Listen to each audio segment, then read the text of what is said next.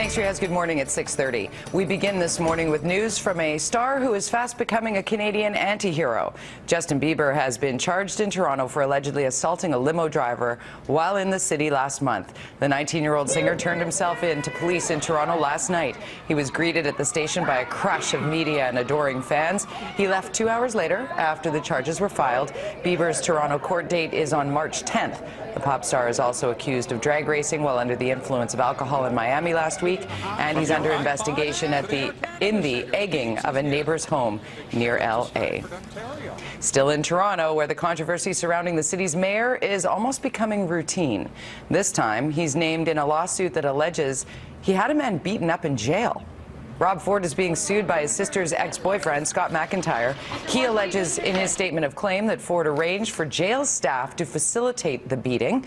McIntyre was sent to prison for threatening Mayor Ford, saying he would expose his unsavory activities. The UBC Museum of Anthropology will be open for business this morning, despite a soggy scene yesterday afternoon.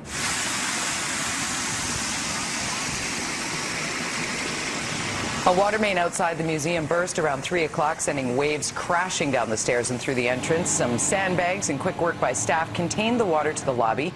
None of the museum's priceless works of art were damaged, thankfully. Staff spent the overnight hours drying the carpet in the lobby. The museum, of course, is known for having one of the world's finest collections of First Nations art. BC Coroner Service is confirming a 42-year-old Mexican woman died in hospital after attempting suicide last month while in the custody of the Canada Border Services Agency at Vancouver International Airport. The chief coroner says Lucia Jimenez was found hanging in a shower stall at the Immigration Holding Center on December 20th. She was taken off life support 8 days later in hospital. The priest who gave the last rites says the woman's sister told him of an alleged non-disclosure agreement with authorities. He says Jimenez was a hotel worker who was arrested for an unpaid bus fare and was being held pending deportation.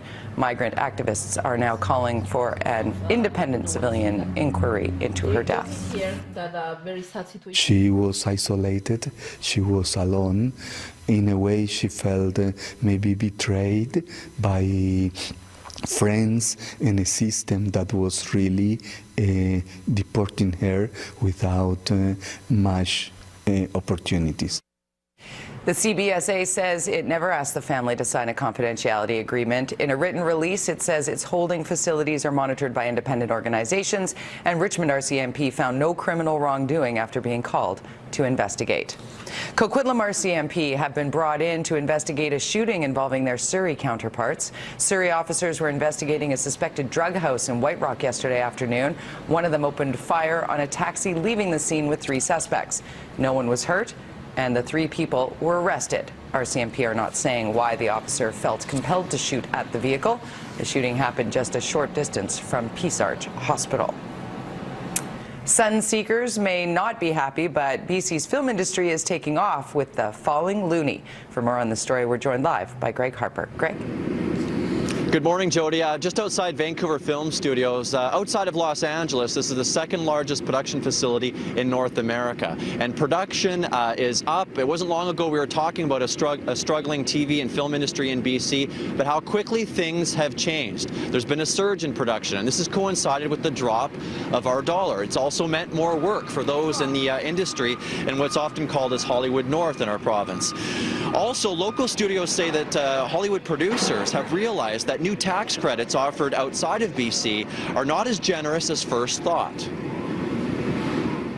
We have a tremendous reputation in Los Angeles for administering our tax credits in a very efficient and predictable way. And as everybody knows, predictability is the key to business. And so that does bring a lot of business here now, especially when they've gone to other jurisdictions where the advertised tax credits were higher, but when they actually come back in, they're not giving the benefit that people expected.